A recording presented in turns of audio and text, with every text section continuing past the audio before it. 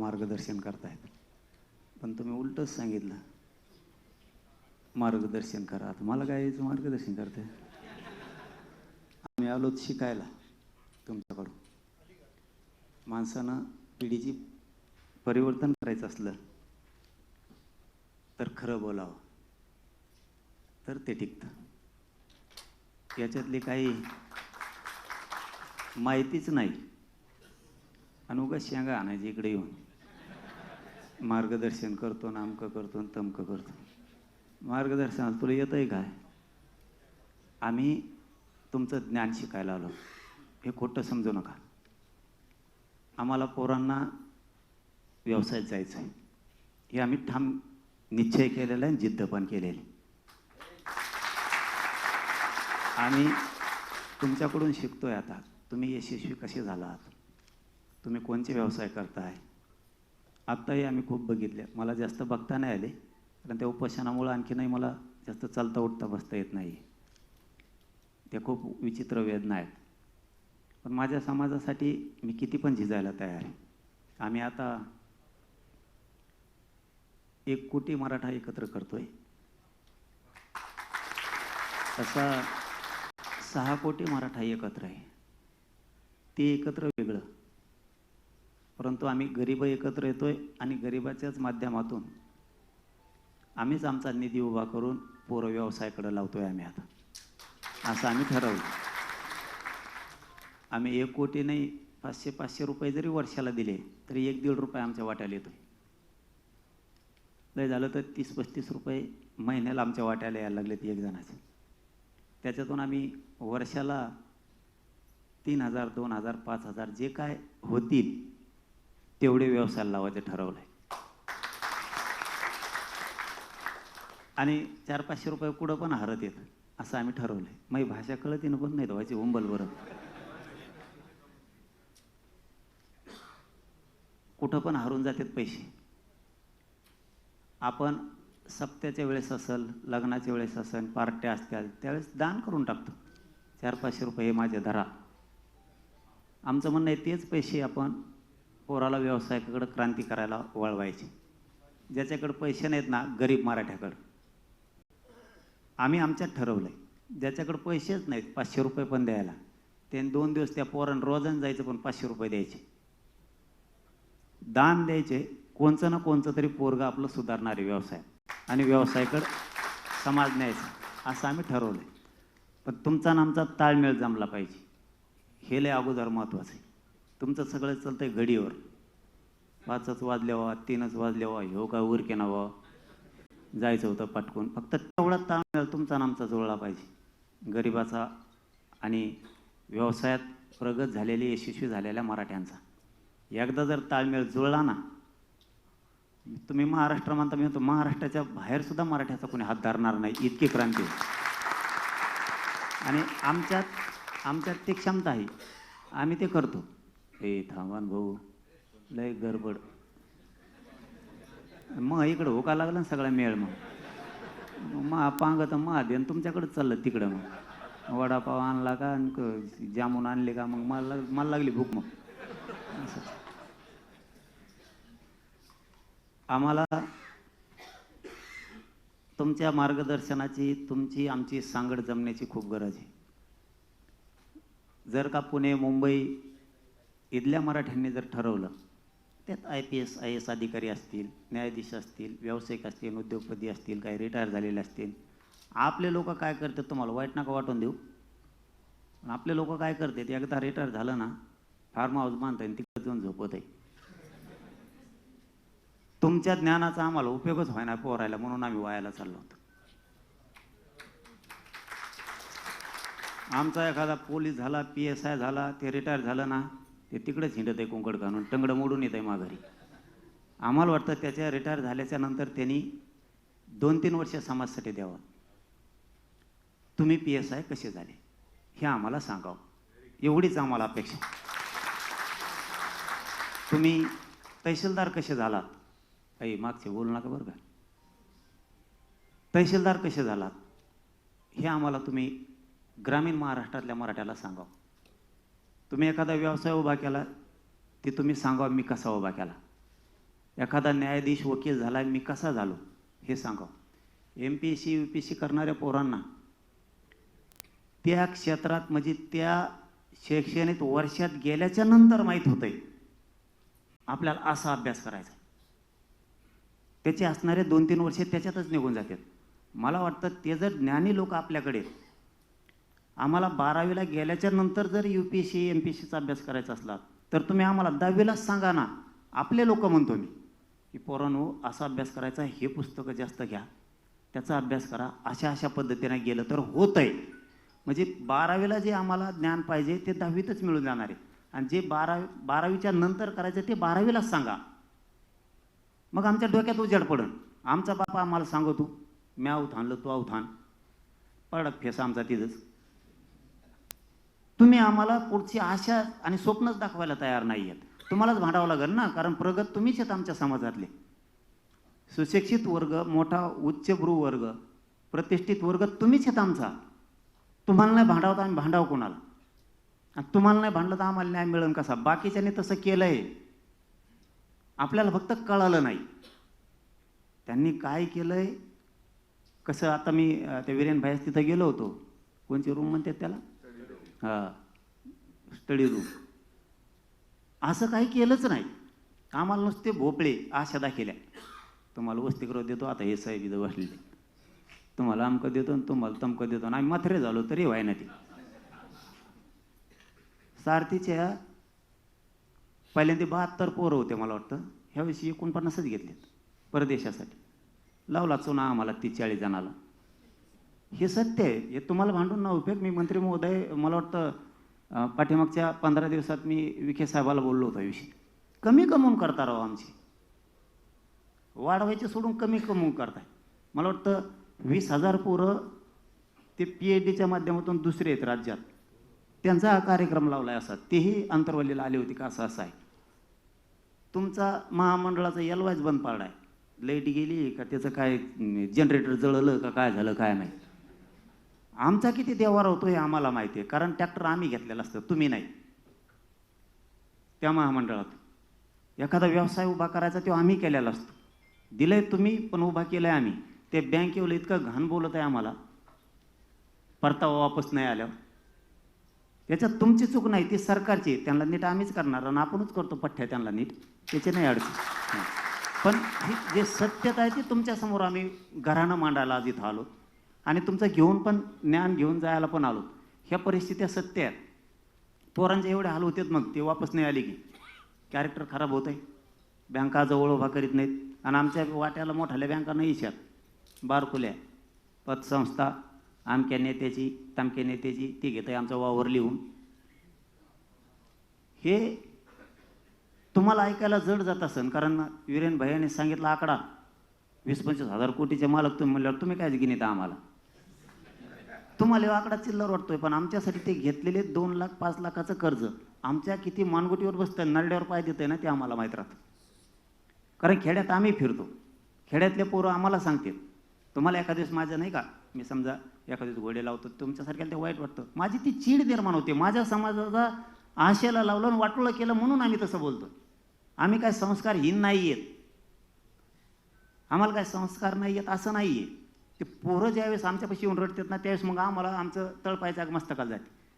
आम्हाला प्रत्येक वेळेस तुम्ही नुसतं प्रचंड मोठं स्वप्न दाखवतात बंगला आणि त्याच्यावर पत्रेही पडत नाही, म्हणून आमचं जास्त नुकसान होतं. आमची जास्त अपेक्षा नाही आहे तुमच्याकडं म्हणजे आता राज्यातले तुमच्यासारखे सगळे आले, कोणी रिटायर झालेले असतील, कोणी रनिंग चालू असतील, यांनी ज्ञान पुरवावंच एवढी आमची अपेक्षा आहे. त्याच्याशिवाय पर्यायच नाही आहे. पोरं डेव्हलपच होत नाही आहेत त्याच्याशिवाय. आता झालं आहे नाही असं नाही, आम्ही पण नाकारीत नाहीत. आता ह्या 2 वर्षात आपल्या अधिकारी पण मदत करायलेत, त्यांचं खरंच कौतुक करतो आम्ही मनापासून की आता ते मदत करायलेत, सांगायलेत. पहिले ते हात दाखायच्या आधीच आमच्या गाडीची पावती पाडत होती. पांढरे कपडे RTO दिसला की 700 गेलेच. म्हणजे तिथून उदाहरण सांगतोय की आता उद्योगपतीपासून राजकीय नेत्यांपासून सगळ्या पक्षातल्या मराठ्यांच्या, सगळ्या व्यावसायिकांपासून अधिकाऱ्यांपर्यंत सगळे आता मदत करायला लागलेत. पण आता एक आपल्यावर सुद्धा बाजू आहे, त्यांची बाजू आपण सांगितली. ज्यावेळेस आपले अधिकारी, आपले व्यावसायिक, आपले उद्योगपती, आपले राजकीय मराठ्यांचे नेते ज्यावेळेस आपल्याला बळ देतात ना, त्यावेळेस आपली सुद्धा समाज म्हणून सगळ्यांची जबाबदारी असते त्या अधिकाऱ्याच्या पाठीशी ताकदीनं उभा राहायचं. मग त्याला कोणी धक्का लावित नाही. आपलं बी असं आहे, आपलं काम झालं का आपण म्हणतो मरून तिकडे ते अधिकारी, दुसऱ्यापर्यंत ते मदत नाही करत. आपल्याला सुद्धा बाकीच्यांचं शिकावं लागणार आहे. ते चुकलं आधी तरी त्याचे पाठराखण करतात, आपले पाठराखण करत नाही आहेत म्हणून तेही धाडस करत नाहीत. ज्या दिवशी दोघांना कळलं की तेही आपल्या मदतीला ताकते नाहीत, आपण त्यांच्या मदतीला ताकते नाहीत, त्यावेळेस आपण समाज 100% परिवर्तनाकडे नेणार. जसं की उदाहरण सांगतो आणि थांबतो तुम्हाला. जसं की प्रत्येकाला वाटत होतं, तो विषय इथला नाही आहे पण मला आता सांगणं गरजेचं आहे, प्रत्येकाला वाटत होतं आरक्षणच मिळणार नाही. प्रचंड मोठे क्रांती मोर्चे झाले आणि समाज पूर्ण खचला की आता आरक्षण मिळेल का नाही व्हावं, इतके मोर्चे निघून आपण पोरांनी जिद्द लावली, आरक्षण तर घ्यायचं यार, जे व्हायचं असेल ते होईन पण आरक्षण घ्यायचं. 58 लाख का व्हायना नोंदी मिळाल्या का नाही, गेले की मराठी कुणबीत ओबीसी आरक्षणात. आता पश्चिम महाराष्ट्राचा सुद्धा जे निघतो, आचारसंहिता संपली की सातारा संस्थांचं गॅजेटियर, तुमचं कोल्हापूरचं, औंध आणि पुणे संस्थांचं गॅजेटियर, हे सुद्धा अहवाल बनवायला लावला आहे. मी आत्ताच पाठीमागच्या आठवड्यातच शंभूराजे देसाई साहेबाला शिवेंद्रराजे साहेबाला बोललो की ते मागं ठुतान, त्यांनी सांगितलं बनवणं सुरू आहे. पुण्याच्या आयुक्त साहेबाला सुद्धा बोललो, समाजाच्या लेकराचं हित आहे आमच्या त्याच्यात, ते करा, तेही होणार आहे. मग आमच्या लक्षात आलं की आता मराठवाडा चालला आहे, पश्चिम महाराष्ट्र चालला आहे, शिंदे समिती बनवू शकते, याच्यात मला 6 महिन्यात वर्षाच्या आत पूर्ण आपण आरक्षणात 100% घालून टाकू. पण आता पुढं पोरं शिकणार आहेत, सुशिक्षित बेकार लय मोठे, तर आपण काय केलं पाहिजे, तर आपण व्यवसायाकडे पोरं नेऊ, हे आम्ही ठरवलं. परत बँकाचा प्रॉब्लेम आलाच, आपलेच पैसे उभा करून आपलेच देऊन टाकू, जाऊ दे तिकडं, असं आम्ही ठरवले. आता त्याला काही तुम्हाला जोड द्यायचे असं ज्ञानी लोकांना तर द्या, पण आम्ही ठरलेलं तुम्हाला सांगतो. आत्ता सांगणार नव्हतो पण तुम्ही एवढे मोठे बघितल्यावर मला एकदम निघाला नाही म्हणून मी सांगून टाकतो. आता त्याला काय ठेवा, काय लपून तरी पोर ठेवा.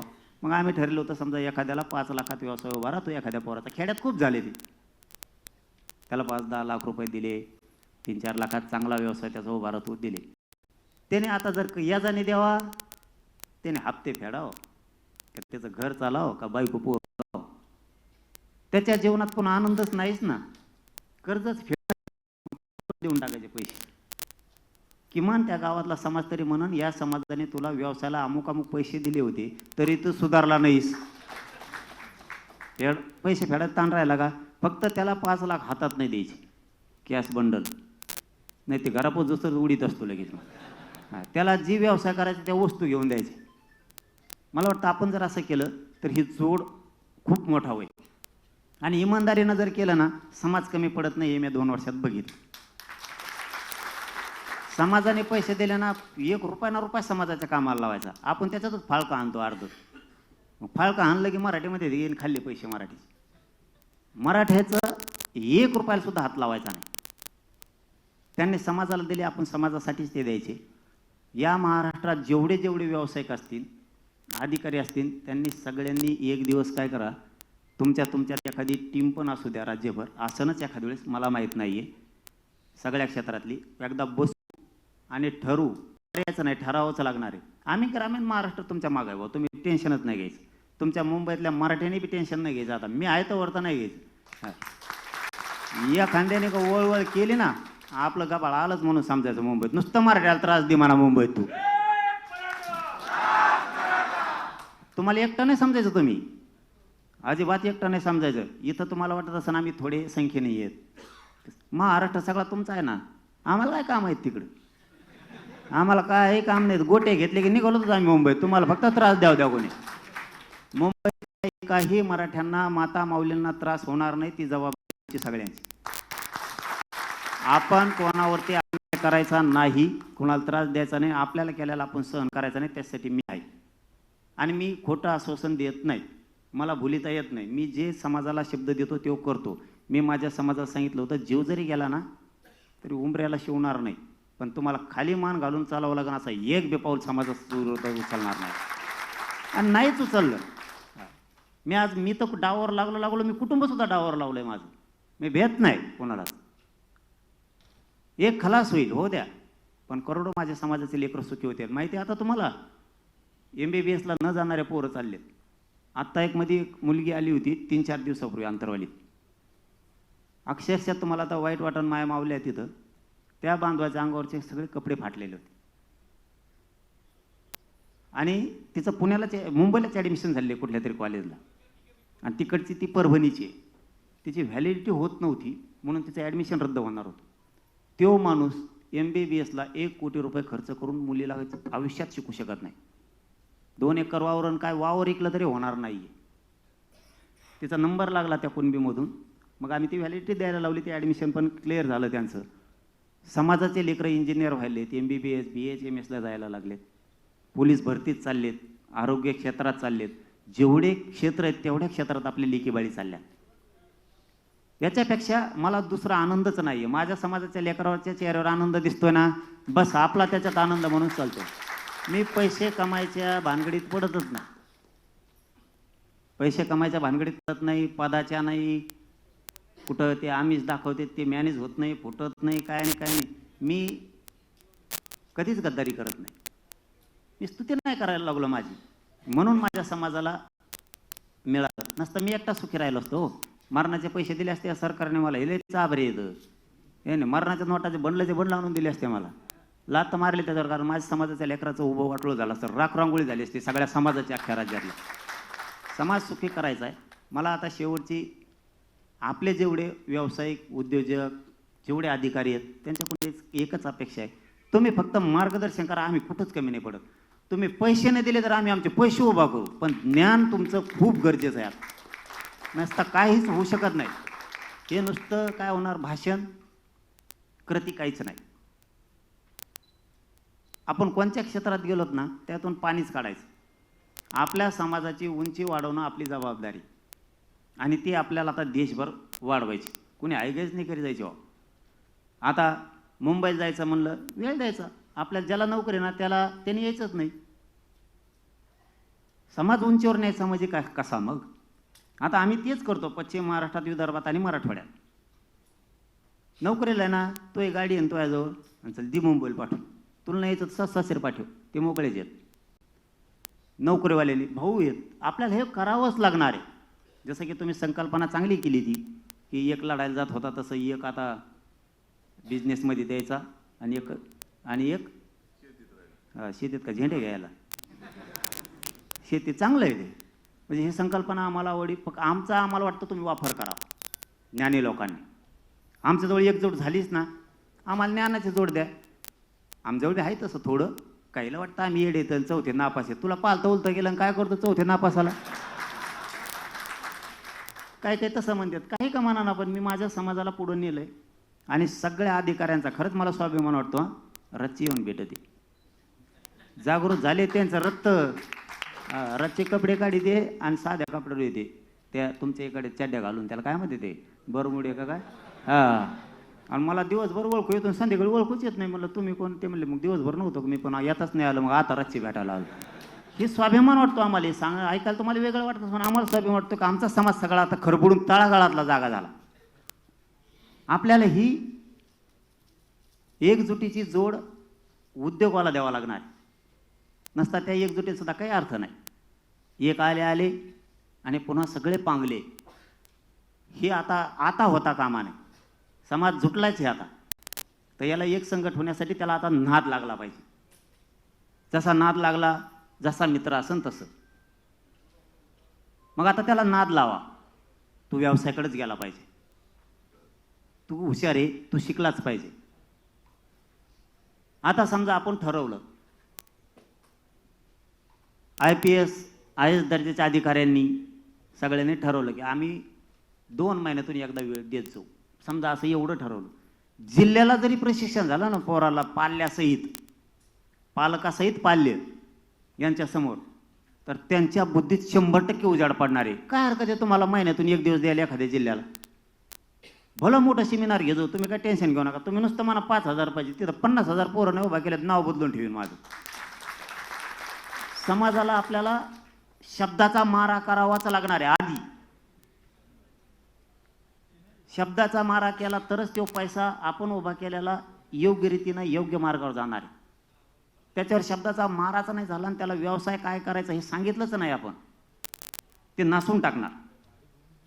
आपण शब्दाचा मारा केला, अन्यायाविरुद्ध शब्दाचा प्रयोग केला, समाज खरबडून जागा झाला. साहेब, इतिहासात पहिल्यांदा झालं की माय मावल्या करोडोच्या संख्येनं 5-5 वाजेपर्यंत रस्त्यावर बसून होते. कारण आपण मुख्य ठिकाणीच वार केला आणि लोकांना वाटलं की आता लेकरं बाळ सुधारणं गरजेचं आहे. लोकांनी राजकारण सुद्धा सोडून दिले.